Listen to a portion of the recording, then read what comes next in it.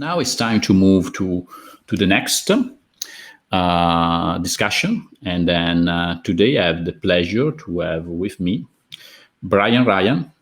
Brian Ryan is, hi Brian, Hey, is, Alberto. is Vice President Innovation and National Grid Partners, actually. And National Grid Partner is, I don't know how to define it, if you were talking about Star Trek, is a sort of the enterprise of innovation again. At a certain point of time, a few years ago, National Grid, that is a large, important energy company in the UK, decided to make a sort of jump into the future, launching National Grid Partners and basing their innovation platform not close to the headquarters, but actually in Silicon Valley. And that was been how National Grid Partners was born. So I think has been, as I already talked to you a few times, Brian, and I think, honestly, I believe it's been a very, very bold move. And I think our audience might be definitely interested to hear a bit more about that. Also, some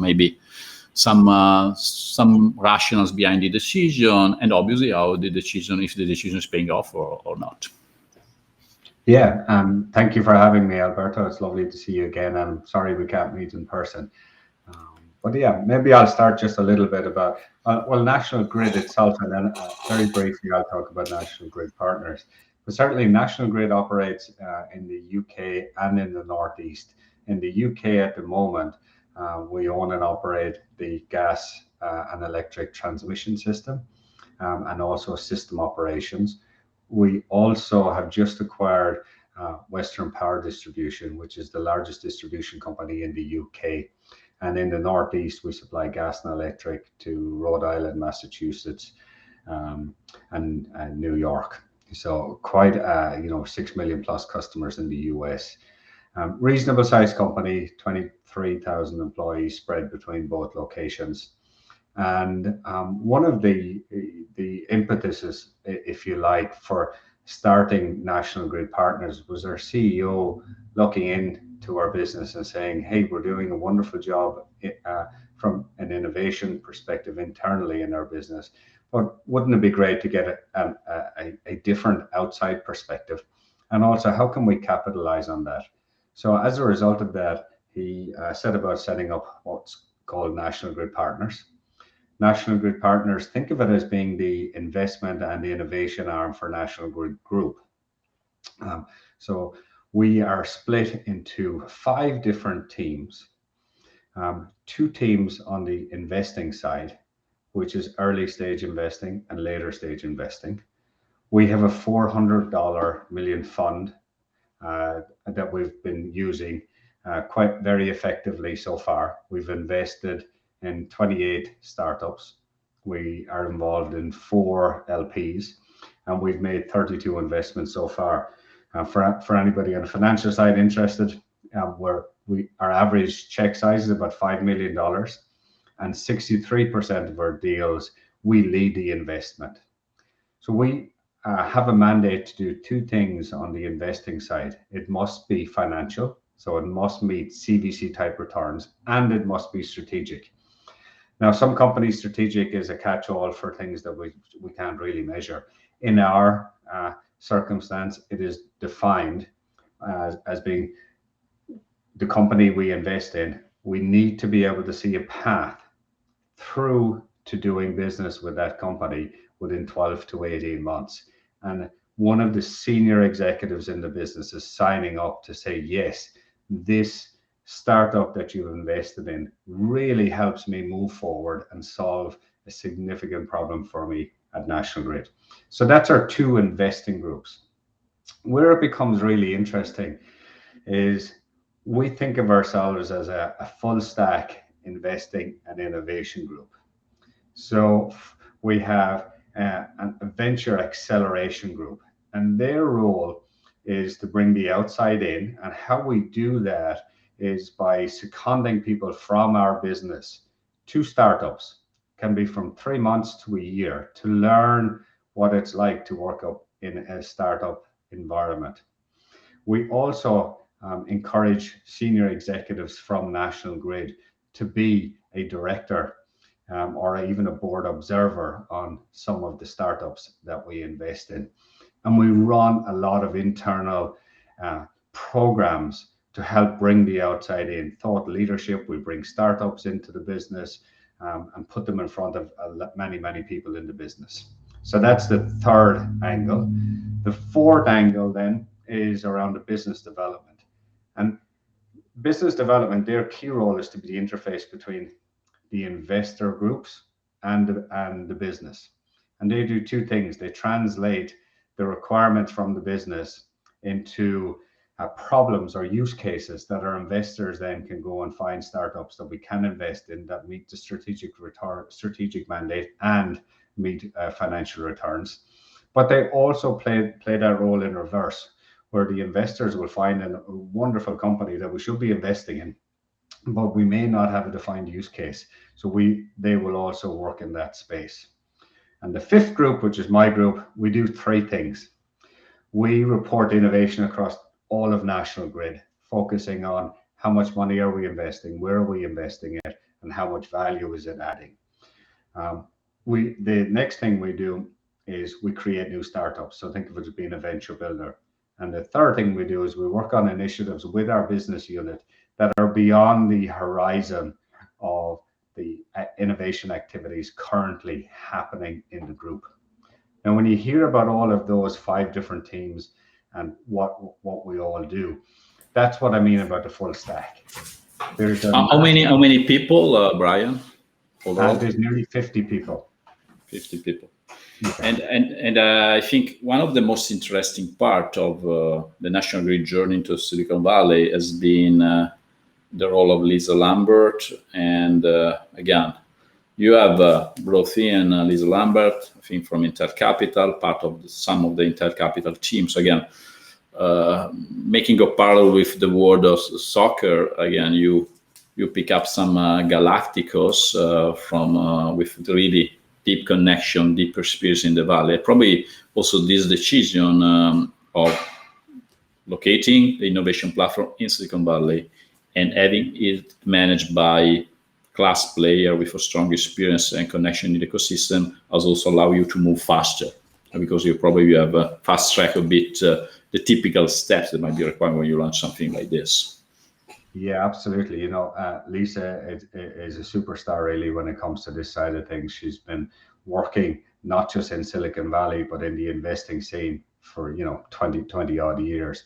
All of the investors that she's hired have demonstrable financial returns above the industry norm, and the vast majority of them are based here in the Valley. So a lot of deals come in. When you think about in, just under 3 years to make 32 investments, when we look at other utilities, they might make 2 investments, even though they're still small, only, $5-6 million. They might make 2 or 3 a year. To set up the infrastructure and get those financial returns and strategic returns in such a short period is really a testament to Lisa's hard work, expertise, and experience. Lisa and the team, again, have been put a stellar team, and that also is behind the ability to deploy at such a short time frame a machine that is able to perform over these different fields. Because going back to your categorization of activities, just to matching with the terminology we typically use, so we have a sort of something focused on early stage, seed stage, that is the incubator accelerator. You have a CVC fund, that is the financial arm of National Grid. Then you have what we technically call a venture builder and a venture client. The venture builder is the ability to develop internally some solution that might be originated internally or external, where they come from. And then the venture client is mostly focused on developing partnership between the world of startups and the different business units. And again, all these different tools are working close by together to try to deliver value to National Grid.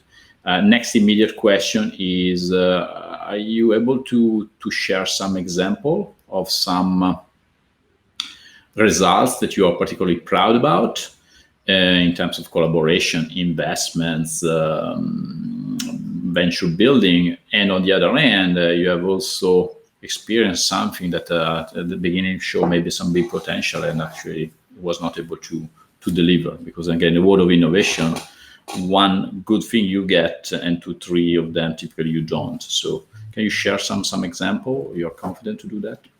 Yeah, certainly. So I think one example of how the whole ecosystem of what NGP stands for, how that really benefits companies, is a company that that's in our portfolio called AI Dash, and they provide high definition satellite imagery and then run a very sophisticated AI platform based on that data to help companies like National Grid with vegetation management. We in the innovation team had a look at what was happening in the UK around management of land and what needs to be done to make sure we're good custodians of land, and how do we make sure that we're improving the land that we own. And this is not just a problem for National Grid, it's a problem for large landowners. So we actually worked with AI Dash to develop another module that uses high definition satellite imagery to monitor the land that we own and perform satellite-based ecology surveys. And what that allows us to do is to baseline the ecological aspects of the land under our control today. If you were to do that as companies do it today, they do it manually. They send out ecologists, they scan the land, they measure, they count how many trees, and then they come up with a magic number to say this is what it is. Then you need to go out a year later and see what happens. That's expensive and time consuming. If we were to do that, even just the land that we own and operate, it would take us about 2 years to get around from start to finish to do all these surveys and map them all. Within days, we're able to do it now. Not only that, once we benchmark it, we're then able to use the AI platform to create a dashboard for companies like National Grid to analyze, if I was to take out that piece of concrete and put in a tray, what effect is that going to have on the wider ecology? If I turn the grass into a swampland, what effect is that going to have? So it allows people to manage your overall footprint in a very user-friendly and eco-friendly manner. Now, that's a good example where a company that we've invested in, we worked with a business development, then the innovation team came up with an initiative that can be commercialized. And then we work back with a company like AI Dash to bring it to life and commercialize it. And that's one of the key benefits that we're seeing and we're hearing from our portfolio companies, is they like the full stack of services that we provide to startups. We don't just invest and say, yeah, great, there's the money, off you go, do your thing. We actively support them and drive through different parts of the business to make sure that they're very successful in their target market, often being National Grid. So that's one kind of good example on how the full stack kind of plays out. That's interesting. And going back to, again, the complicated relationship between investments and so the corporate venture capital and the venture client, because again, I've been having such discussion with many manager partners of CVC, and typically my question always the same. That is mostly, are you mostly working on based on financial return or strategic returns? And the other question, mostly looking at Horizon 1 or more forward Horizon 2 and Horizon 3. So you're looking short term, something that might be deployed short term, or something that is not even actually deployable, but because you are investing ahead of business. And so it's not really relevant that you find connection with the business unit, because if you do so, you're probably investing too much short term. And again, we already have such a discussion in a lengthy framework in our Mind Chat, and I refer to them. But I think I remember from such a discussion a couple of points that I'd like to bring it back here, because I think you made two very, very good points. First of all, And you already answered to that. The trade-off between strategic and financial, it is not a trade-off. Actually, you cannot invest in anything that is not financially sustainable or financially solid, bulletproof. But at the end, you are CVC, and you need to should be a strategic angle into the deal. And then the question for you is, how do you manage the different horizon? Are you mostly, I'm particularly referring to the CVC part, looking ahead of business, long term, H2, H3, or H1? What's your take here? Yeah. So on the CVC side of things, the vast majority, so roughly 75% of our investments are in Horizon 1 and 2. So these are investments that are going to have a measurable, demonstrable impact on National Grid within the next, 1 or 0 to 5 years. However, we do have some flexibility around what we call pathfinding. So roughly 25% of investments are in those Horizon 3 categories that are a little bit further out there, but you can see that there may be relevance to National Grid in the future. So when we look at that, we think of how we set ourselves a timeline of within 2 years, we should be able to really pinpoint post-investment some activity that this company will be able to solve for National Grid. So that's, I would say, 75% Horizon 1 and 2, 25% in Horizon 3. On the innovation side, it's different. 100% of our efforts are focused on Horizon 3. And when we were starting up the group, we did some activity in Horizon 1 and 2, I suppose, to get some quick wins under our belt and build some credibility for the team and demonstrate to the rest of the business that we can actually deliver something, rather than kind of going out with Horizon 3 straight out of the bat. Over the last 2 years, we've really pivoted towards Horizon 3, and now everything that we're working on, either live or in our portfolio, is in Horizon 3. You made a very good point, actually. As a frequent discussion we are having with many corporate customers is the innovation team is like a marriage, meaning that at the beginning there is the so-called honeymoon effect. So everybody's excited about whatever you do, they're happy. And after a certain point, people start looking at potential results. And then if you invest close home, you typically get some results, but these are not particularly exciting. If you invest far ahead of business, you have produced nothing, and people become skeptical, and some of them might also decide to shot and kill you. And so I remember also from some of our prior discussion that you have a very good point in terms of the importance of being able to communicating what you guys are doing to the rest of the company. So can you elaborate a bit more about that? Yeah, look, it's pretty simple. If you do some great work and nobody knows about it, well, then you haven't done great work, really. You need to get recognized for the good work that you do. And as a team, we spend a lot of time making sure that our case studies, marketing and communications are really what I describe as precise and concise. So we don't do big verbose case studies or white papers. We focus on impact. My mentality is that you do, then you speak, and you speak about impact. You speak only about the so what. So we spend a lot of time with our internal and external communications teams, making sure we're getting the story out. A big part of that, Alberto, is making sure that we're inclusive in our conversation. That it's not just, hey, look how great we are. Aren't we a wonderful small team in this big company? We absolutely have to pay homage to the people that support us in that journey inside in the business and make sure that they feel part of it and are part of it and get an appropriate recognition, be it internally or externally, for the part that they play in that. So there's a lot around stakeholder management. A big part of our role is stakeholder management, but in a very positive way. It's not a negative thing, or it's not political.